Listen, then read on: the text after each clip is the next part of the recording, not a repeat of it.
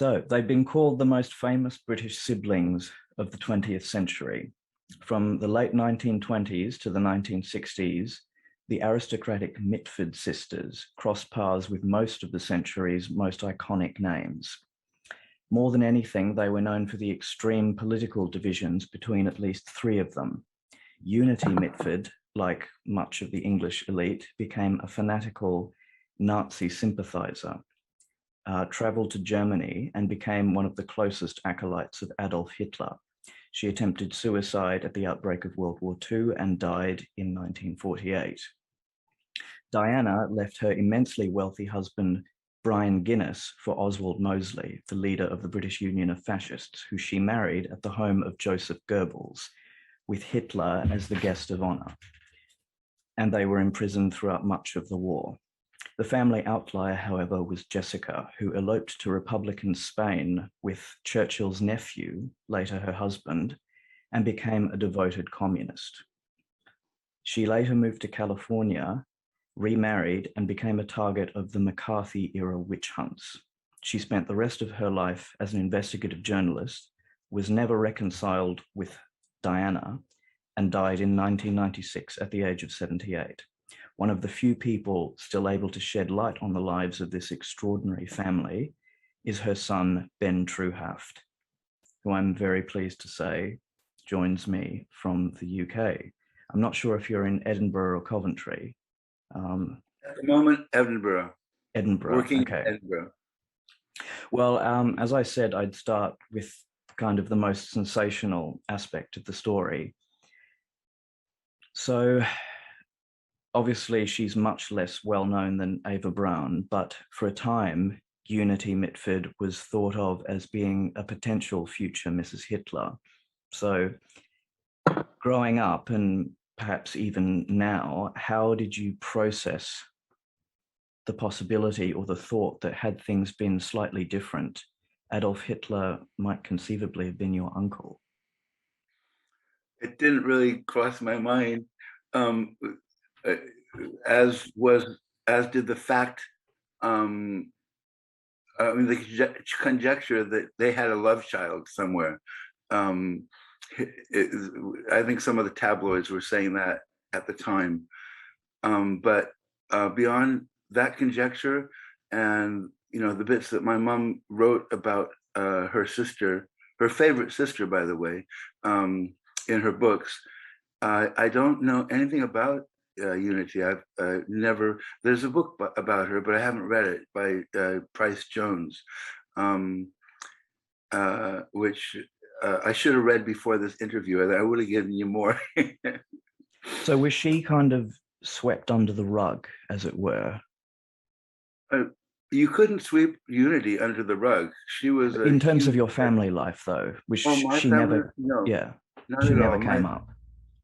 She came up a lot, because, and as in my mom's first autobiographical book says, they were very thick. They were best mates all through childhood, and when Unity went crazy and became a Nazi and a Jew hater, as in her own words, it crushed my mother.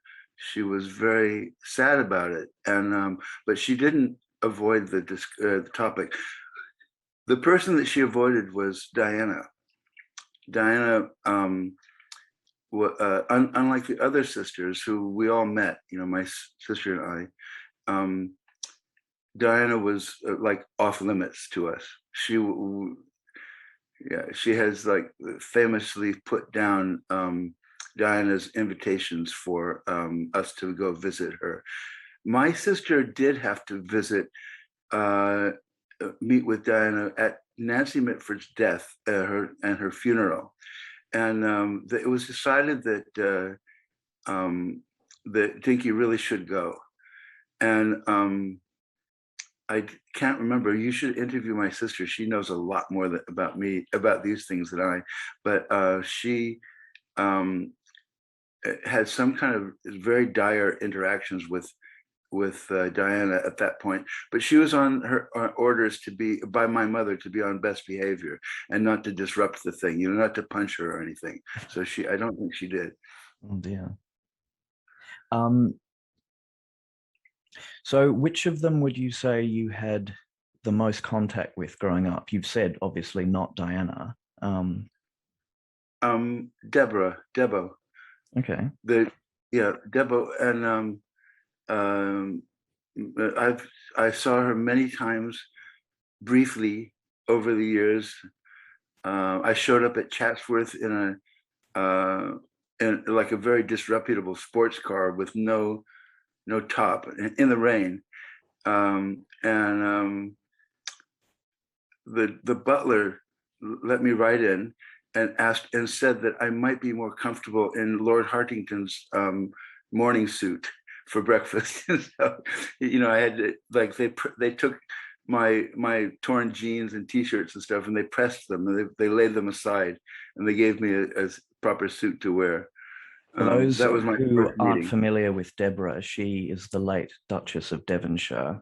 So one of, the top cream of English aristocracy with apparently quite close ties to the royal family. So that must have been I would have liked to have been a fly on the wall to um, to watch those interactions. What was she like to interact with?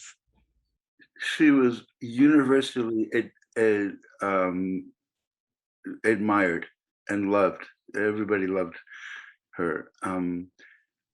My mother and she and my mother had squabbles over the years, but because they came from completely different classes, or my mom being a class traitor, It married to a shows different Jewish, classes. right, Mm. married to a Jewish lawyer, which scandalized Debo and that family. And that was a source of friction, but they always got back together again. And my father ended up being a very good friend of Debo's. And let's see, the last time that I saw her, she was kind of in the throes of dementia. Well, besides, I went to her funeral, but this was a few years ago. And at that time, I had joined a Scottish church. I'm like a Jewish atheist, but I joined the Scottish church because it seemed kind of lovely. This thing in Edinburgh, where I was living at the time. It was a church where I was the youngest member at 70 or something, and they were very radical, and they were constantly going to Palestine and giving and doing fundraising and stuff. So I decided to go to Devo's church while I was in England, visiting her. And she has her own church, on Chatsworth grounds, and her own vicar, and her own row of seats in the front. So I shambled up to the front and sat down, and it was scandalizing the entire congregation. See, I think, right. Yeah, I probably did have shoes, but I might not have. And but I found the Church of England was not like the Scottish Presbyterians, the ones that I knew anyway. Found it kind of boring, so I left it pretty quickly. So she was quite famous for being completely apolitical. So that, like, whatever political differences Jessica or you had with her, clearly doesn't sound like there were very many. Well, and also she's very, very funny about being. She is a Tory, She was a Tory. I mean, through and through. But she was very funny about it. So she was completely forgiven by everybody that on the left, because she was hilarious. She was a very good writer. She wrote about all this stuff. Well, speaking of writers, the most famous of the family is probably Nancy Mitford, who's I keep getting them confused, but one of them, The Pursuit of Love, has just been remade as an Amazon show. I haven't watched it, but I wonder if referring to the book, if not the show, how much of that is a true reflection of how your mother and your aunts were brought up? I watched the first bit of it because I like that the star of it, this woman, Deb. Oh, I can't remember her name.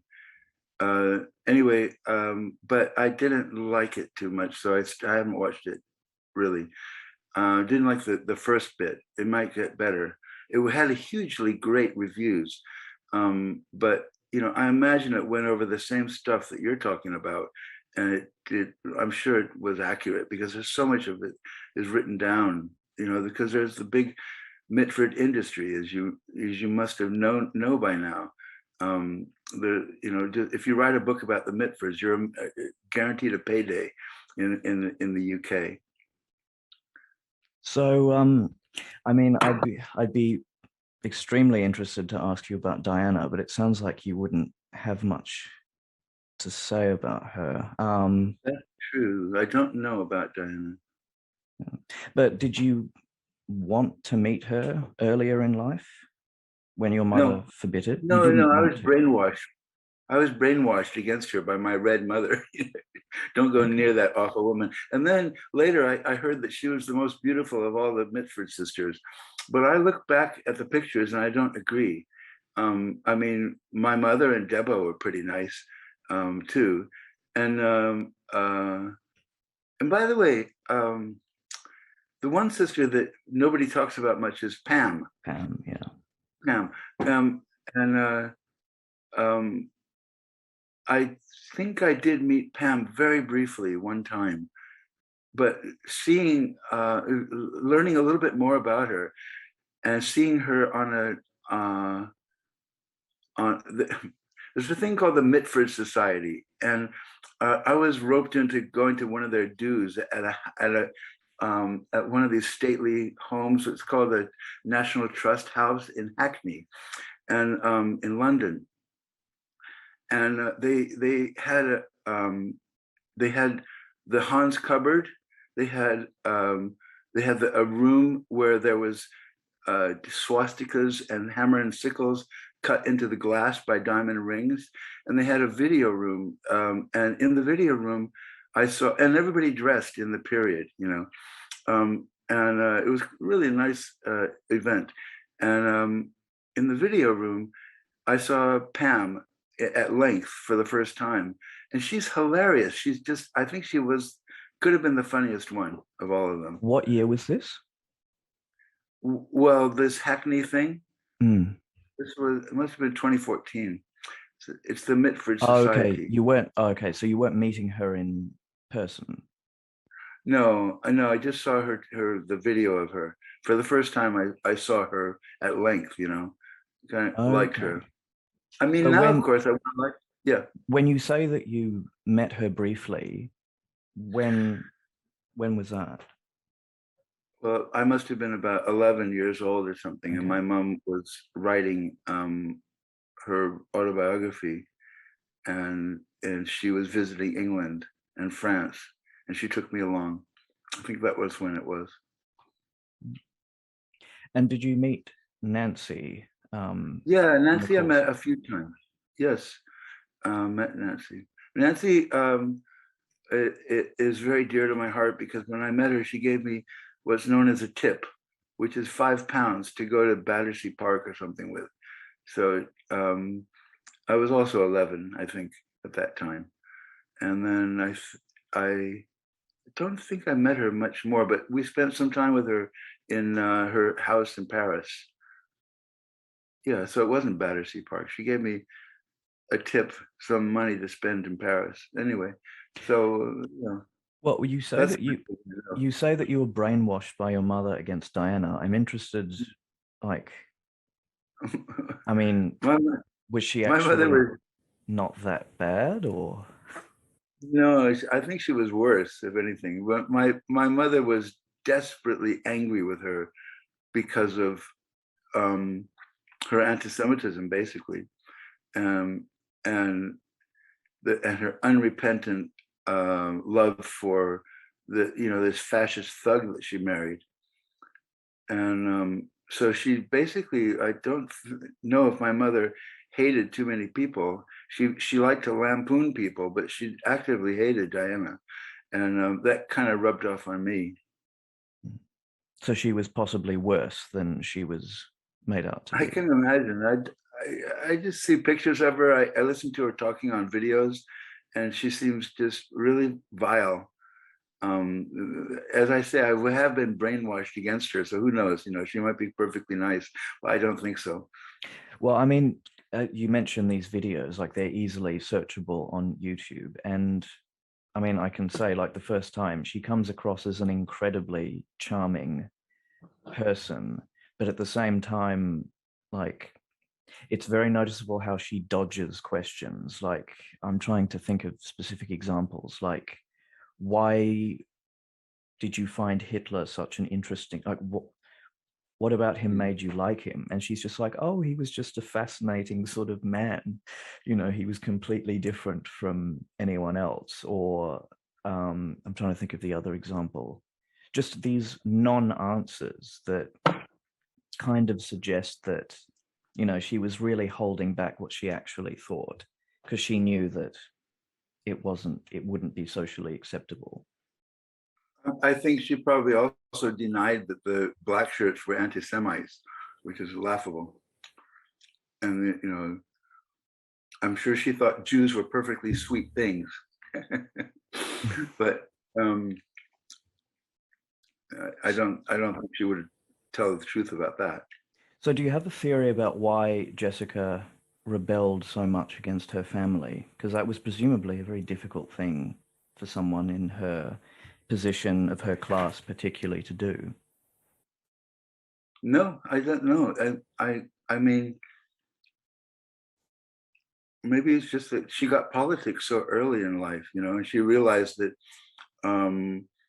she has what we call now white privilege, but she had a lot more than that, and she felt that she didn't like to be in that. I don't know. I think she got politics very early, like probably under the age of 13, I think, and I don't know. I mean, I can't think of any other reason why she would have left, because she just hated the environment of the upper classes, and she wanted to find out what people were like, in the world, and she did. So did she have, obviously Unity and Diana had their interactions with one side of the political spectrum.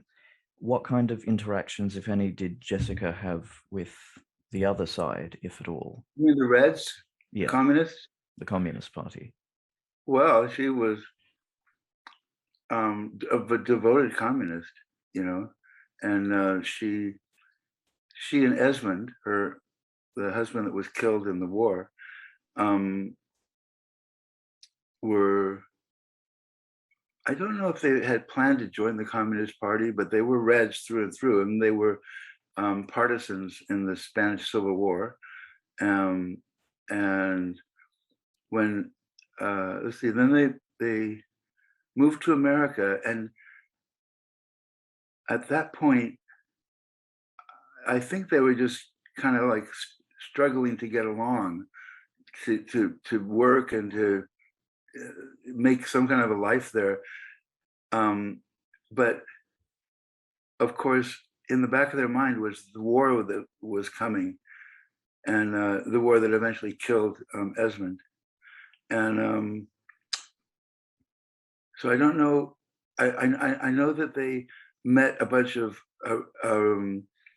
left-wing Americans, and they stayed with them in the South in the middle of, while the other Southerners were busy kind of lynching their fellow man. These people were progressives in the South. They weren't communists. And then when Esmond was killed, and then later Decca met Bob, my father, they both wanted to join the Communist Party, and I think it was a pretty popular cause among their fellows in Washington, D.C., which is where they were both working. And when they moved to California, that's the first thing they did was join the Communist Party and my mother got deeply, deeply involved in it. That is, raising money and doing campaigns for anti-racist campaigns and stuff. So, of course, the right wing and the American mainstream at this point was terribly anti-communist, and portrayed these people like my mom as being dupes of the Kremlin and taking Moscow gold. But actually, it wasn't like that. It was more like they were working against police brutality in Oakland, California, and there was plenty of that to work on. And my father was defending poor black defendants and stuff, and that was their brand of communism. And they studied Marx, and they went to party meetings. Eventually, I think my mom I don't think she was kicked out for making jokes, but she eventually did leave. They did leave sometime in the 50s. And inevitably they became, well, you all, by the sounds of it, got caught up in the McCarthy witch hunts. Can you describe what that was like? Yeah, because I have a tape of my father somehow kept this tape. It was a reel-to-reel, and I had it transcribed onto DVD. He has a tape of himself answering questions at the California Un-American Activities Committee in 1951. And he was dragged in because he was defending a lot of communists at that time. And they got to ask him one question. And the question was, are you represented by counsel? And then he says, well, because of your committee's, he's so much more articulate than me. But anyway, he said, basically, because of the climate of fear and hostility and danger that your committee has made its living provoking, no, and so he answered this question, but he didn't just say no. He said no at the end of an hour of explaining what the committee was doing to the public and to the lawyers, and the lawyers he had contacted. Will you raise your right hand, sir? You solemnly swear in the testimony you're about to give before this subcommittee to tell the truth, the whole truth, and nothing but the truth, so help you God. Seated, please. What is your name, please, sir? My name is Robert E. Treuhaft, Treuhaft. Are you accompanied by counsel? Are you accompanied by counsel? Just a moment, please.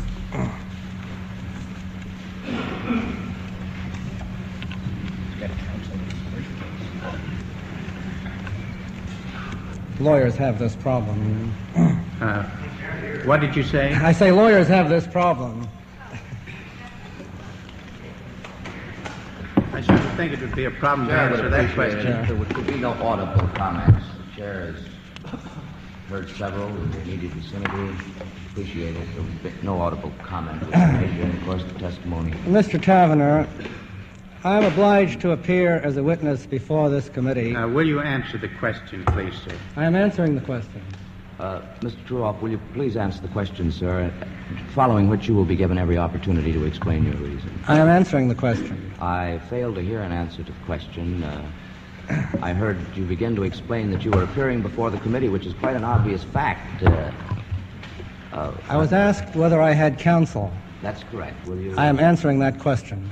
Do you have His counsel? answer is not May I be responsive. permitted to answer the question? I wish you would answer the question, Mr. Treuhaft. I am obliged to appear before this committee without the assistance of counsel, Mr. Tavener, because of the fact that the repressive activities of this committee have made it impossible for me to secure the assistance of attorneys of my choice. This is a serious charge for a lawyer to make. I am compelled, however, to make it because the state of affairs that I have found to exist in this regard is truly shocking. A month ago, I received a subpoena calling for my appearance before this committee. My law partner and I have been for many years and are now General Counsel for the East Bay Division of Warehouse Union Local 6, ILWU, a labor organization which is one of the principal targets under attack by this committee. This fact, I am sure, was well known to the committee's investigators, and I cannot down the suspicion that my representation of this union had something to do with the fact that my law partner and I are the only East Bay lawyers subpoenaed before the committee at these hearings so far as I know. So this hour ends with the courtroom being cleared because everybody's standing and cheering. He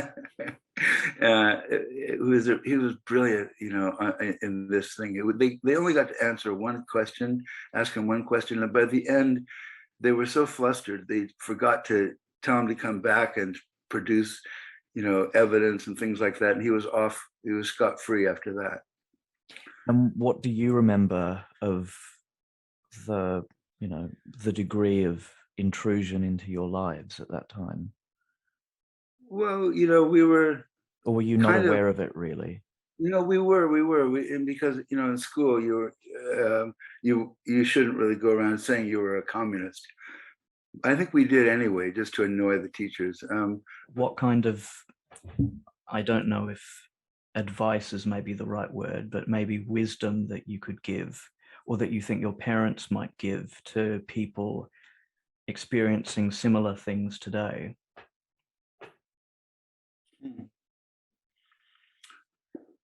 Well, in our family, we laughed a lot of it off, and we were lucky enough to be able to, because a lot of people can't laugh it off, and their lives were, they lost their livelihoods basically during that stuff. My father, I suppose, got extra work, although it was unpaid, defending the folks. But in primary school, my friend Alan and I used to go around and we would approach people and ask them if they were capitalists or communists, and deal with them one way or the other. I don't think we hurt anybody, but we tried to intimidate them, but it didn't work at all. I think, when it wasn't being vicious, it was absurd. And so I think there's a lot of fun made of the McCarthyites in our family anyway. Do you think that was the experience for most people, or were you the lucky few? No, I think that we were the few. Most people had it. It was a really scary time, apparently. And, people had to go underground. They had to, or they thought they had to go underground, and they did, and they missed out on, their family for, I think some of them for years. So how did Decca's politics evolve in her later years? I'm thinking particularly how she reacted to the end of the Cold War and the end of the Soviet Union. How did she interpret those changes?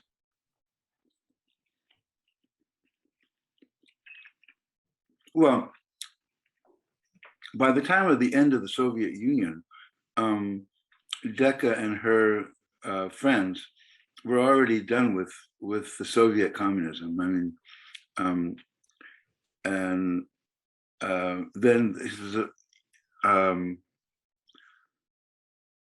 so let's see. So, 1980, 1990. Yeah, so Decca was only alive for a few years after the end of the Soviet Union. But they very much defended Cuba, for example. And Cuba itself, it was estranged from the Soviet Union. So she'd become like an anti-Soviet communist? No, not at all. But she understood that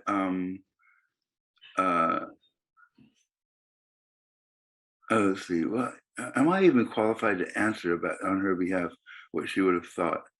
I don't think I am. Your impression of what she thought. I mean, during the 50s and 60s, or early 60s, the she was accused of being of taking Moscow gold and being Stalinist, and she never was. She never, of course, they didn't make any money off of this, and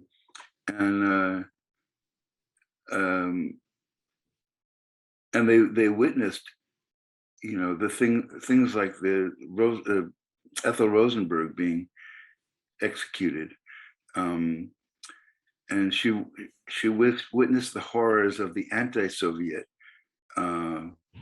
movement and the tendency of the U.S. So I think she was just observing it all. I don't find her pro or anti. She was anti-American reaction to the Soviet Union, that's for sure. Because you mentioned that she and your father left the Communist Party sometime in like the late 50s. I was wondering if maybe that was a reaction, because by then presumably details about life under Stalin was coming out, and he was, to a lot of people, he would have been quite thoroughly discredited. I wonder if that was maybe... Uncle Joe was discredited, that's true. But truthfully, I don't really know. That is covered so well in her book. What is it called? Huns and Rebels or something. No, the next one, The Fine Old Conflict. Fine Old Conflict is the name is the takeoff on It's the Fine Old Conflict. Oh. And she called it the Fine Old Conflict. And she details what happened at the end of the Fine Old Conflict when she quit the Communist Party. But I can't remember exactly how that went down. I know she was accused of leaving it too late. So, she must be a horrible Stalinist.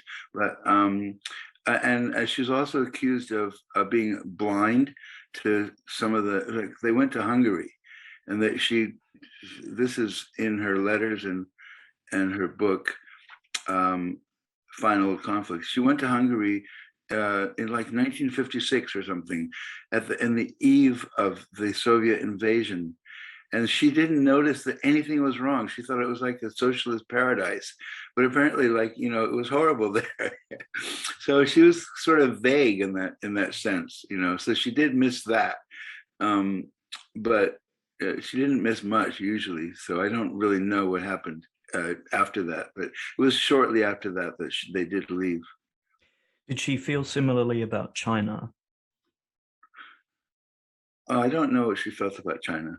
Okay. About communism in China, I don't know. Bob went to Cuba a few times with other lawyers.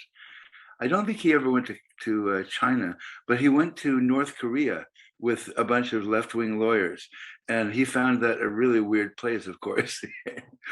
Yeah. Like bad weird. He had a negative view of it. Yeah. Of course, I can't remember exactly what I hope he wrote something about it. I wish he had written more, because he had a lot of good political insight about stuff. But yeah, he was amused and horrified at the same time about his trip to North Korea. He also went to Portugal during I guess it's Salazar, during that regime. And I think he was jailed for a minute there, also with left-wing lawyers, So they were just very curious about it. That's what made my mom a good writer, I think. And, he, of course, he helped write those books. He was very, very involved in them. He did a lot of the writing and the editing of them. So, their tendency to be curious about things, for example, about life in the southern U.S. What a lot of people would dismiss as a bunch of crackers or something, people from Berkeley. But she actually went and lived with folks down there, and went on lots of went on trips in support of people that were being wrongly accused of stuff down there.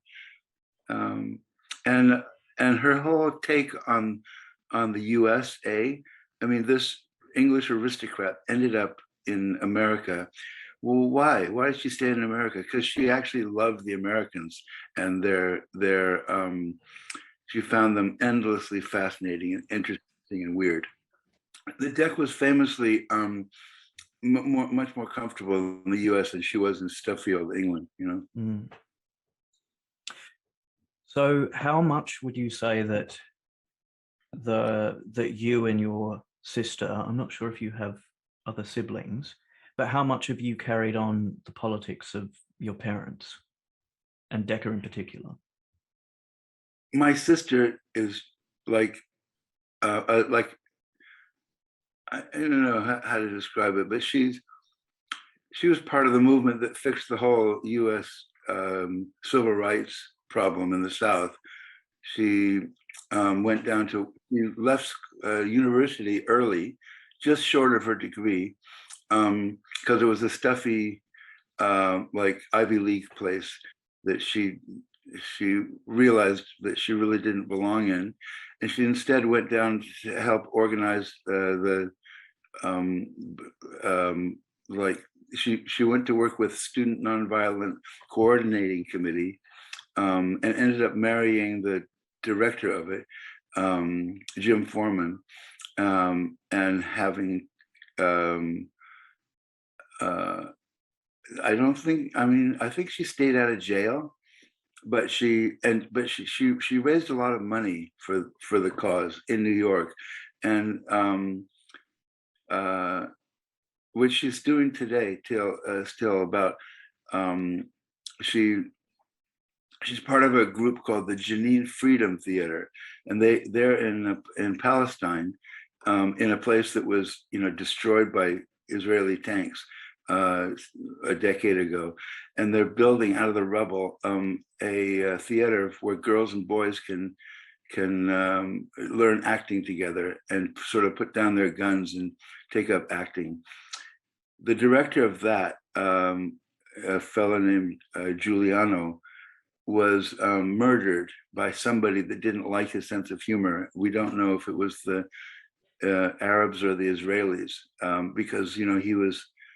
It could have been either one, because he was challenging the Israelis. He's an Israeli Jew, by the way.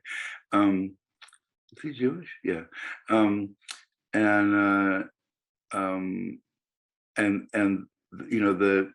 the girls and boys were in this acting together, and the hardcore Islamists didn't like that, so we don't know who killed him. He was shot down near the theater. But these are things that Dinky's been doing. She's never stopped. She worked for national health care when she was a nurse until she retired at Bellevue Hospital in New York, and she's constantly on the picket line. I'm a lot less on the picket line, because I'm a humble piano tuner. I don't really have a say, in these things, but I do go out from time to time, and I did organize this tease on the Clinton administration called Send a Piano to Havana, where we sent 250 pianos to Cuba in spite of the US embargo. And we had a program there for over 10 years. But that's the only big activist thing I've ever done. That was something I neglected to ask about, how your mother felt about the Arab-Israeli conflict. She was on the right side of that one. She didn't, I guess she would call herself, I guess they would call her, my father a self-hating Jew. He's Jewish, and but he was anti-Zionist. Completely anti-Zionist, yeah, of course. And they're atheists too, both of them.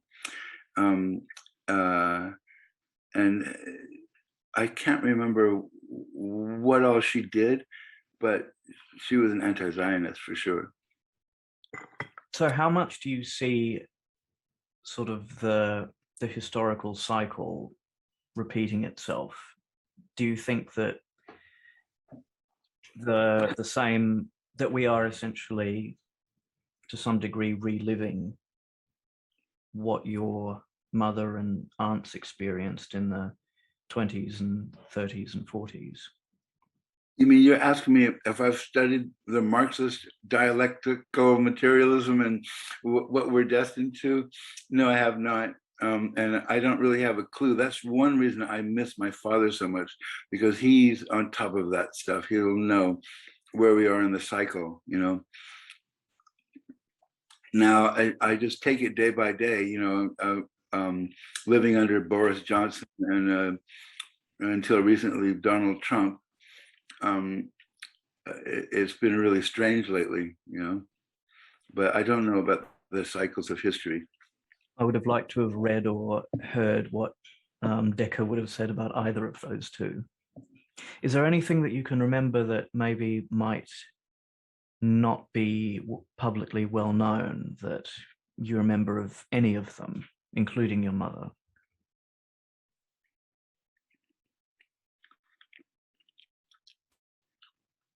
I don't think we have too many dark secrets. That's the thing, because it's all in the letters and the biographies. Or just amusing anecdotes?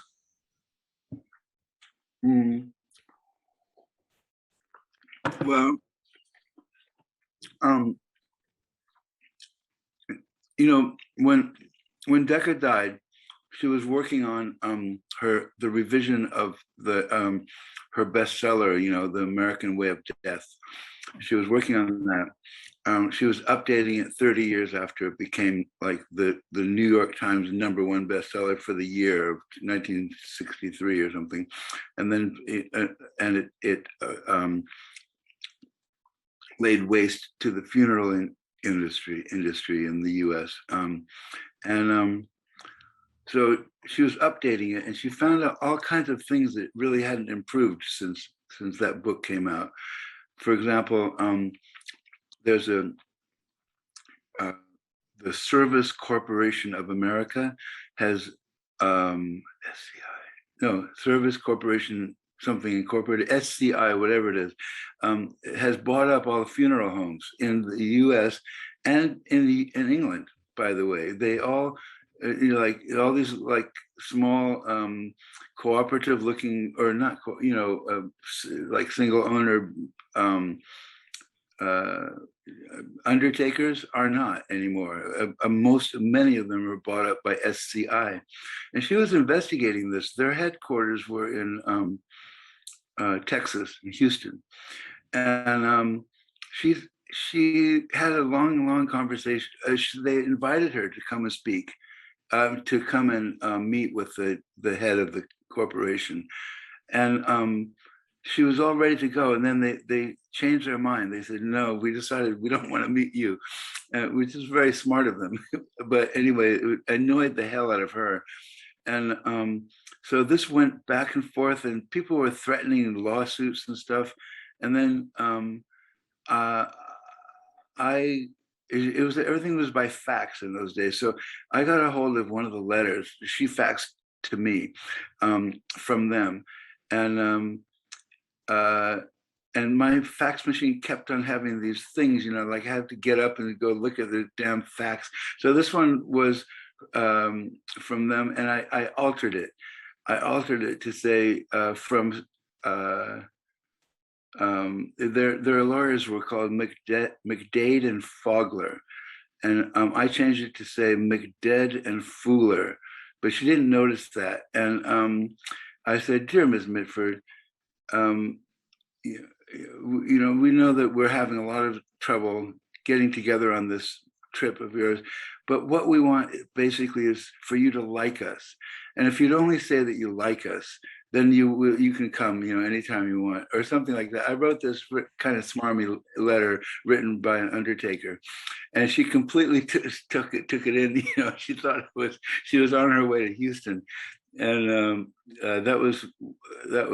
she found that a particularly cruel tease. I was sorry I did that. Well, it sounds like you were carrying on the family tradition. Yeah, I tried to learn to tease as well as she did. That's true. Were there any particular ones that you remember that she maybe played on you as a child or on other people? Well, she was horrible. We went to Mexico, and Dinky was like 13 at the or like 17, and I was like 10, and we were in a 17-year-old girls are easily mortified, and my mother took advantage of that. and we were sitting in a dimly lit restaurant,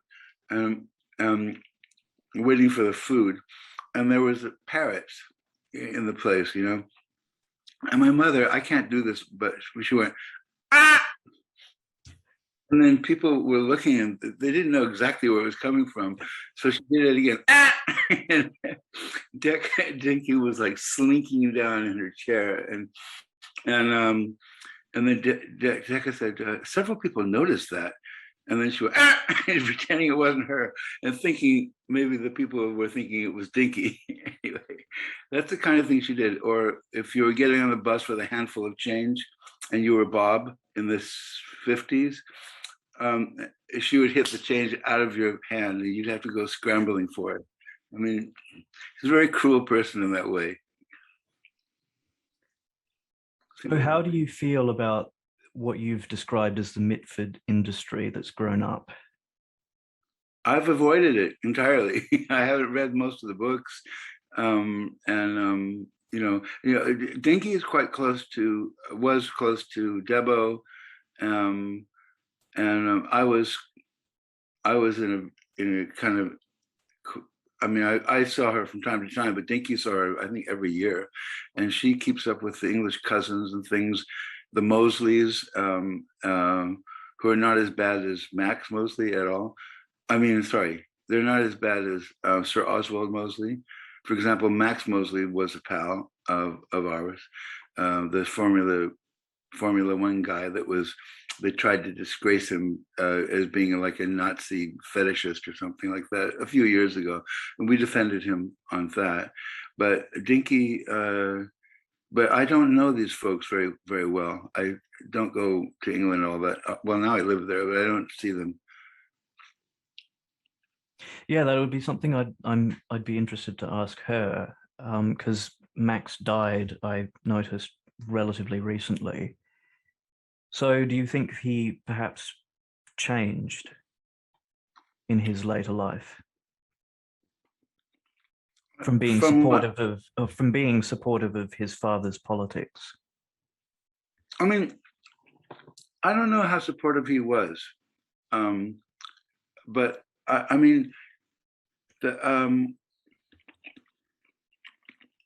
my guru here on British politics is named Tony Greenstein. He's a anti-Zionist who's constantly being attacked and arrested and stuff like that. But he has a very brilliant blog, and in it once he mentioned Max Mosley as being a thug of some kind, and I said, I don't think he really is. And that Tony wrote back with some example of where Max had shown anti-democratic tendencies. I think he's probably just too rich to be one of the people. I don't know, but he didn't seem that objectionable to me. I don't think he had to make a huge change. I think he was just an upper class fellow that just suffered from that, I think. I don't think he's a big fascist or anything. But it seems that Diana was unrepentant to the end. Yeah, that's apparently. And I think Max defended Diana. Maybe that was the thing that Tony didn't like. I don't remember. Yeah, she was just horrible when you see her interviewed about those and questioned about that. I think you mentioned she was good at evading those questions. Yeah, and really turning on the charm. She seemed to be very skilled at that.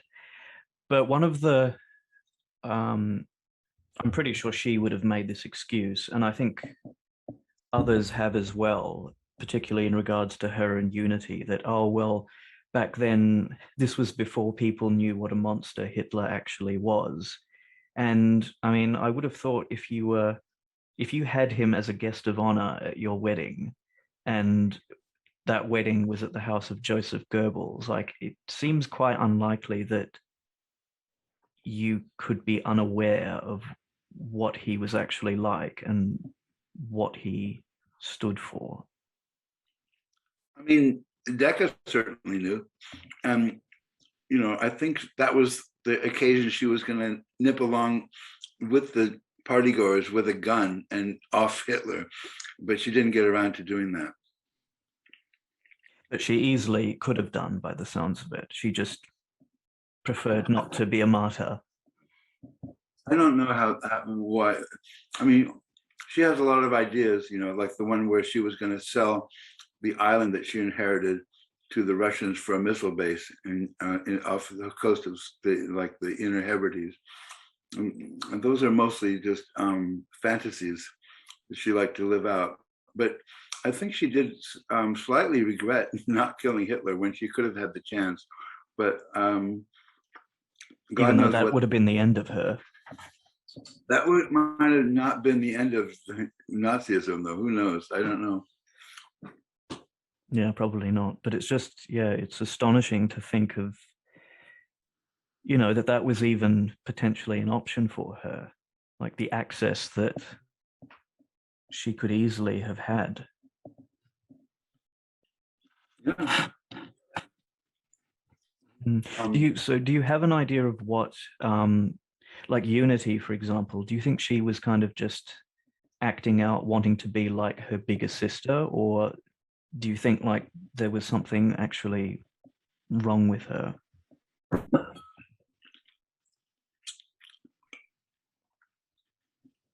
I don't know. I don't know her. Well, I don't know what led her to be such a weird person. I don't know. I just know that she was my mother's favorite, and then I got what's it called? Carried away by the fame of Hitler and his like pro-Aryan policies that would have been good for her. I don't know why this happened. A lot of people were carried away by Hitler. She just had a chance to meet him by stalking him at the restaurant. Such a fascinating subject that I'm really glad that we were able to hear your thoughts and your recollections on. So thank you very much again. Sam, you should join the Mitford Society. There's this person called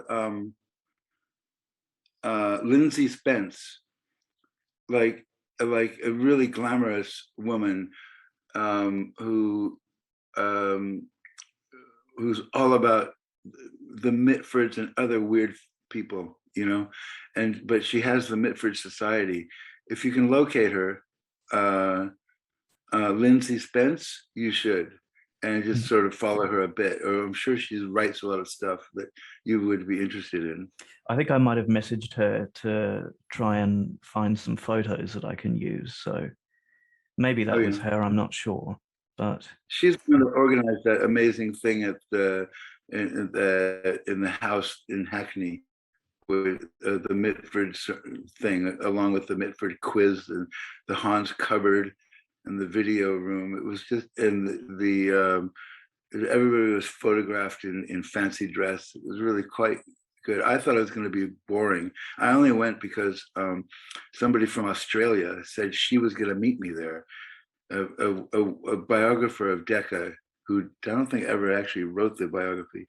And then she never actually showed up. So I was there by myself, but I enjoyed myself quite a bit. It's all due to Lindsay Spence. Well, it seems unlikely that the legend around your mother and her sisters is, I don't think it's going to go away anytime soon. So maybe if there's another big event in the future, perhaps I'll meet you there. I don't know. Yeah. I'll see you at the Mitford Society. Excellent. See you there. All right. See you later, Sam.